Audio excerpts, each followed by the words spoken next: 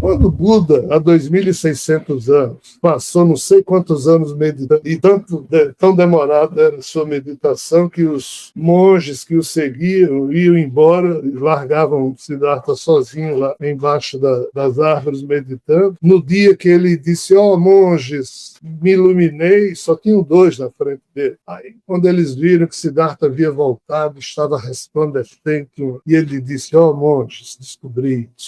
E os 2 monges descobriu que verdade da vida. E o que é que você descobriu? E o Siddhartha falou que o sofrimento existe. Aí um olhou assim para o outro e disse, esse cara está aí não sei quantos anos passando fome para descobrir isso, a gente também sabe, não sabe? Siddhartha, a gente também sabe disso aí. Não precisa esse sofrimento todo para descobrir isso aí. E Siddhartha disse, quer dizer que vocês sabem que o sofrimento existe? Sim, nós sabemos que o sofrimento existe. E Siddhartha disse, qual é a causa do sofrimento? Aí os monges não souberam. Então vocês não sabem que o sofrimento existe. Vocês convivem, sofrem, mas vocês não têm consciência do que está acontecendo com vocês. Blá, blá, blá, blá, blá, blá. A causa do sofrimento é o apego. Quando a gente se apega a dinheiro, a pessoas, a conceitos, a crenças, a verdades, a certezas, quando a gente se apega a qualquer coisa, um dia a gente sofre. Um dia a gente será obrigado a... Então, assim, fazendo um paralelo com essa questão de Siddhartha, a gente sabe que existe vida após a morte. Sabe, vírgula. É preciso vivenciar. Mas como a gente pode vivenciar? Esse é o problema. Só esse corpo morrendo. Mas alguns vivenciam, porque o corpo morre, o eu vai embora, mas alguém dá um choque, o eu volta, então ressuscita o corpo, reanima o corpo. E esse eu conta uma outra coisa do que sentiu. Então, assim, qual a questão? A questão, e eu vou procurar ser o mais sucinto possível, porque senão fica muito demorado, ainda que o assunto necessite de reflexão demorada, mas o que é que eu tento explicar no mental, uma coisa que nenhuma das linhas dos yogas ancestrais fizeram. O que é que o ser humano leva quando esse corpo morre e o eu dele continua existindo? Leva o conjunto das sensações que ele sentiu em vida. E, mais especificamente, leva a última sensação que ele teve antes desse cérebro se apagar. Por isso que no Bar do Todol, o livro tibetano dos mortos, tem a técnica do Poa, que é a arte de morrer bem, que chama a sua atenção para o fato que é importante você se vigiar sempre, inclusive com mantras, porque na hora que a morte lhe visitar, o corpo físico morre, você acabou de dizer um mantra, e aquilo faz com que você entre bem na vida espiritual, ou seja, o seu eu transite.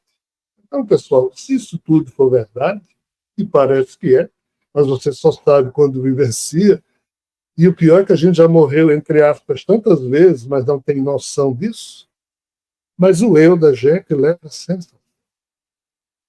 sensação que ele consegue produzir para si mesmo. Aí a pergunta do nosso irmão Giancarlo, e essa sensação faz com que a gente continue a se sentir ser humano na espiritualidade? Infelizmente, para a maioria da humanidade, sim. Por quê? Porque quando o corpo físico morre, aqueles 3 fantasminhas que eu falei no início, o quaternário inferior, deveriam morrer junto com o corpo físico para liberar o espírito. Quando isso acontece, é muito raro, o eu humano, ele não continua a se sentir como se sentia como ser humano, mas ele leva a natureza humana, o amor límbico, a ressonância límbica racional, a capacidade de expressar ternura, a capacidade de construir altruísmo, que é o quê? Mesmo na condição de imperfeição que caracteriza o ser humano, mas o altruísmo é uma saída que permita que o ser humano haja da forma mais bela que existe, dando a sua vida para salvar a de alguém, coisa que nem a turma do paraíso faz, porque lá tudo é meio automático. Aqui não, o caos requer mérito, requer talento amoroso, e o amor do paraíso é perfeito, então já não tem grande mérito. Então, assim, me desculpando pela brincadeira que eu fiz, mas é provocando a sua reflexão, essa sensação de coisas maravilhosas que a natureza do psiquismo humano produz, é a grande herança que um eu, em saindo da hospedagem de um cérebro humano e agora se ancorando só na mente espiritual, que é eterna, esse cérebro é transitório, essa sensação aqui, sim, é humana e é maravilhosa, mas não é fazer com que você lá se sinta um ser humano, porque se você lá continuar a querer transar, comer pudim, fumar, beber, blá, blá, blá, blá, blá, blá, coisas da natureza animal do corpo humano, aí, amigo, sua situação espiritual é horrível. Porque os três fantasminhas que deveriam ter morrido junto com esse corpo não morrem, porque guarda esses arquivos pulsantes das experiências que você pode ter tido na vida humana, mas que você se apegou a elas, aí vem um sofrimento que Buda falava, você leva o sofrimento para lá. Você pode fazer sexo, se divertir, comer pudim, fumar eventualmente, beber, mas desde que você não fique viciado, dependente. Se o apego se estabelecer entre o seu psiquismo e essas sensações, aí, no caso, se sentir do jeitinho que hoje eu me sinto, como estando vivo nesse corpo, vivo na espiritualidade, se for do mesmo jeito, meus pêsames. Mas se for de um jeito elegante, de um jeito sábio, aí a natureza da conquista de um ser humano, aí não há limites para a satisfação espiritual, para a sensação de pacificação, não de realização total, mas de autorrealização e pacificação, é suprema, é sublime. Porém, o que, em que de inconformismo sempre deve nos acompanhar, porque mesmo que você resolva a sua situação espiritual, muita gente que você ama não está conseguindo resolver. Essa história de achar, lá eu vou ficar, não volto mais para cá. Quem ama, retorna. Quem ama, volta à retaguarda dos seus passos para poder acompanhar os afetos da sua alma que se atrasaram e que ainda têm comportamentos primitivos. Então, a gente leva para a espiritualidade as sensações que a gente criou ao longo da vida, consciente ou inconscientemente. Então, se você ainda tem sensação de algo mal resolvido com alguém ou com você mesmo, você tem raiva de alguém, nojo de alguém, blá, blá, blá, se você endeusa e demoniza com facilidade, se você sente coisas extremas, se você não é alguém que trilha um caminho do meio nos termos em que Siddhartha nos ensinou, mãos à obra ainda tem. Os espíritos dizem com muita tranquilidade, quando você pergunta, tem criança no paraíso? Não tem. Ou seja, partindo-se do pressuposto de que a parte incriada disso que já existe, esse nosso universo foi criado a partir de um certo ponto, mas antes disso já existia espiritualidade superior, Deus, espíritos, blá, blá, blá, aqui não tem criança, segundo o que eles falam. E assim, na hora que você observa a biologia, você percebe que a vida primeiro surgiu do seu aspecto unicelular. Na verdade, anterior à condição unicelular, porque um protozoário, um vírus, não é nem uma célula ainda. E isso aqui já é, entre aspas, a primeira face da vida, ainda que os cientistas teimam por não chegar a uma conclusão se um vírus é um ser vivo ou não. Enquanto eles discutem, os vírus ferram com todos nós e eles continuam discutindo. Claro que é um agente da vida. A dificuldade está em criar os termos científicos que todos eles concordam. Mas qual é o problema? A própria maneira como a vida se estabeleceu aqui na Terra, o que é que a ciência hoje sabe? A Terra tem 4,6 bilhões de anos. Há 3,8 bilhões de anos atrás, ou seja, 800 milhões de anos depois que a Terra se solidificou, 800 milhões de anos ela se solidificou e surgiu água.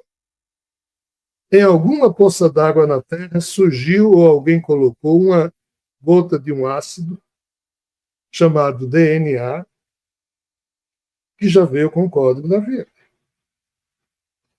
Esta molécula mãe, que apareceu há 3 bilhões e 800 milhões de anos atrás, isso é certeza científica. O que os cientistas não têm certeza é na explicação de como essa molécula surgiu. Se for por geração espontânea, por panspermia balística dirigida, eu não vou nem explicar isso aí para não tomar muito tempo. Mas essa molécula surgiu há 3,8 bilhões de anos, essa molécula mãe, e isso ninguém tem dúvida em termos de ciência. Qual o problema? O que é que essa molécula fez durante 3 bilhões de anos para frente?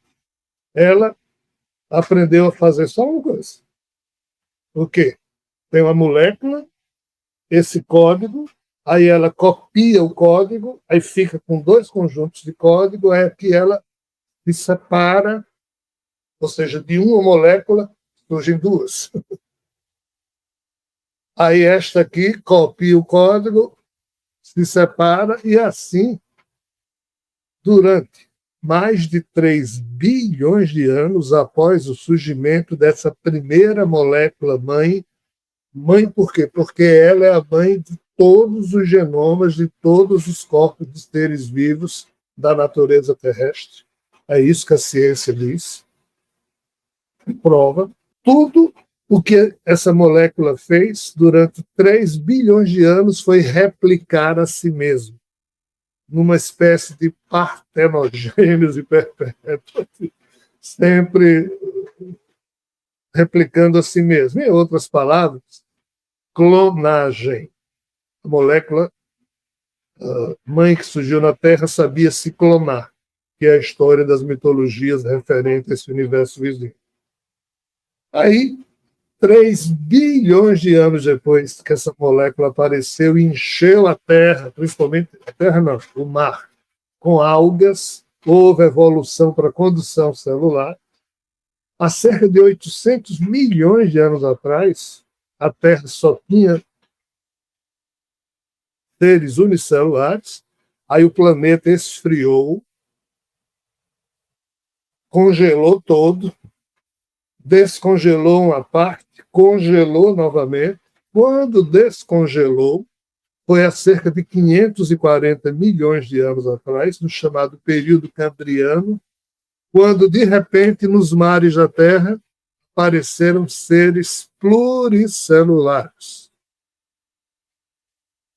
A questão é, como é que diabos essa molécula que passou 3 bilhões de anos só se clonando, de uma hora para outra se transformou em peixes e já com o sexo macho-fêmea definido? Cadê os fósseis de transição do mundo unicelular para o mundo multi ou pluricelular? Não existe. A ciência diz, tem aquilo ali, mas não tem nada. Segundo as fofocas, a experiência da molécula que não deu certo, tiveram que levar essa molécula para outros aquários aí, ou seja, mundos com água, aí lá a coisa vingou e trouxeram de volta para cá uma forma pluricelular, e foi quando surgiu o quê? O desejo de fazer sexo, para que, através do sexo, a vida conseguisse ir limpando o código doente que apareceu aqui na Terra há 3,8 bilhões de anos. Quem é que pode provar que é doente? Os cientistas. Por quê? Porque os fósseis mais antigos unicelulares já têm câncer. Ou seja, os cientistas descobriram que logo depois que essa molécula apareceu há 3,8 bilhões de anos, os primeiros fósseis dessas moléculas já mostram que ela tinha um câncer, ou seja, o código dela estava bichado. Veio para a Terra bichado, doente. Isso é ciência. Então, a vida ela é doente. Ela já nasceu doente.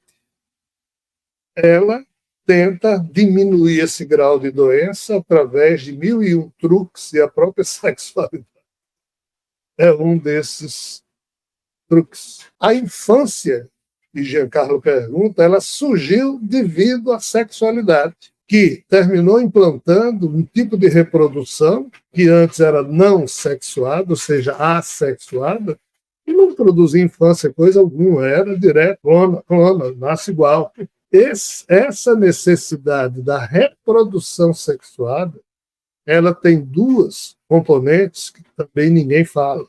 Vocês sabem por que é que nunca uma molécula dessa, unicelular, se uniu à outra? Passou 3 bilhões de anos só se clonando, porque uma não confiava na outra. Vocês sabem o que é isso? Porque, segundo as mitologias, quando o corpo do Criador caiu, ele se fragmentou, esfacelou-se, nenhuma parte confiava mais na outra devido à dor sentida. Olhem bem o tamanho da história. Então, de fato, não é fácil transitar da experiência da vida unicelular para a pluricelular, porque na pluricelular você precisa agregar várias células no corpo, como é o caso da gente. Aqui são 100 trilhões de células. O corpo de qualquer ser humano é formado por 100 trilhões de células, mas isso é possível agora porque houve um mediador biológico que foi sendo construído desde que o sexo começou a ser praticado, obviamente, pelos seres biológicos. E por que é que também o sexo é importante nesse sentido, de diminuir a doença original? Aí entra a segunda componente. Quando você clona um corpo, a doença do corpo original vai total para o corpo clonado. Mas quando você faz uso da relação sexual, você usa duas células distintas que vão se unir, é diferente de uma só se reproduzir, clonado. Nessa união, existe a miscigenação dos códigos que diminui a probabilidade da doença ser repassada inteira. Ela só é repassada em parte ou num percentual menor do que na clonagem direta. Então, segundo os espíritos, dizem isso. Essas duas questões ocorreram, entre aspas, foram tidas e são tidas como as que definiram a importância de se criar reprodução sexuada. Então, compreendo. A infância só surge com o sexo. Não é que foi sonhado ou pensado, Deus foi tão maravilhoso que criou a infância. Isso não existe. Existe no infantilismo ou na crença romântica de certos preceitos ou teses, e do movimento espírita é contra isso que eu estou falando, mas aí Kardec disse, o que for contra a ciência vai ter que ser engavetado, porque está errado. O espiritismo tem que praticar o escrutínio constante em cada época, de acordo com o que a ciência for dizendo, porque muito mais está por vir. Mas os espíritas fervorosos e ingênuos querem que tudo que foi dito lá seja 100% verdade, e nada mais fora disso existe no campo da verdade, o que é uma atitude imatura. Então, respondendo objetivamente, a infância é uma zona de risco terrível. A infância é produto exatamente dessa improvisação que surgiu com a força do desejo sexual. Para isso é necessário se criar um novo genótipo, ou seja, um novo gene chamado oxitocina, uma nova receita de produzir proteínas que gerem no organismo o desejo de acasalamento, desejo esse que seja superior à desconfiança que antes existia entre os seres. Você imagina um dinossauro morrendo de medo de outro dinossauro, porque um pode matar o outro, e enquanto a genética for assim, não há evolução. É preciso que surja uma força que equilibre isso aqui. Ninguém encontrou essa força. Ou encontrou. Vishnu terminou criando o desejo. E o desejo é uma força tão maluca que faz com que essa fera esqueça que do outro lado tem outra fera e deixem de lado momentaneamente o medo de morrer e prefiram correr o risco para sentir um orgasmo. Mas foi esse tipo de força que surgiu, que terminou criando isso que hoje a gente chama infância.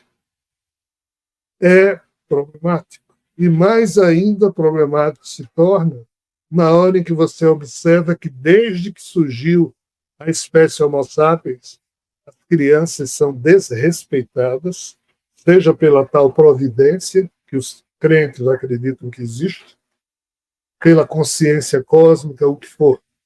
Recentemente eu lancei um livro cujo título é O Abismo da Consciência Cósmica, mostrando exatamente que essa consciência cósmica, essa providência, ou seja lá o nome que a gente queira dar, não tem demonstrado qualquer preocupação ou incômodo com o sofrimento da vida, com o sofrimento dos agentes da vida. Ah, não, mas todo mundo se preocupa. Todo mundo quem, cara?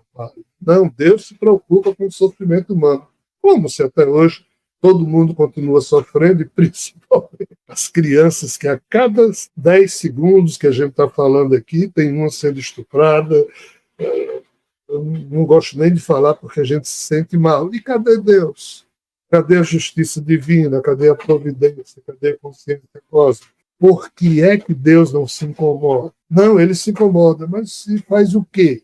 Não, ele manda mensageiros para cá.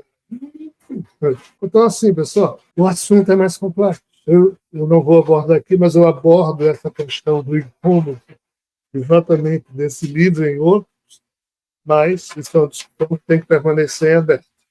Fechando a questão da infância, é uma zona de risco sem fenômeno. E, infelizmente, como nós humanos, a coisa é tão complicada. Quando você pega um pedófilo adulto e vai investigar a vida do cara ou da pessoa, essa pessoa ela sofreu abuso sexual em criança, quando criança. A maioria deles. Pelo menos é isso que se fala, em termos de estatística. Houve um trabalho da imprensa francesa sobre os padres pedófilos e os poucos que terminaram abrindo a boca, todos eles confessaram que tinham sofrido abuso quando eram crianças. Quer dizer, você sofre um abuso quando é criança, uma parte da lógica diz, não, então essa pessoa, quando tornar adulto, não vai querer fazer isso. Mas a química da vida biológica é tão estranha, aí entram os tais transtornos, os dramas, os traumas que o Jean estava falando, que são produzidos na infância e ferra com o ser humano, que ferra com sua sensibilidade, ferra com o adulto que um dia irá surgir. Então, a infância é muito problemática. Nós, humanos, deveríamos ofertar um outro tipo de educação, mas principalmente a educação para os adultos saberem tratar crianças. Mas nós não temos professores para isso. Então, assim, o tempo é o professor, a vida é a própria escola.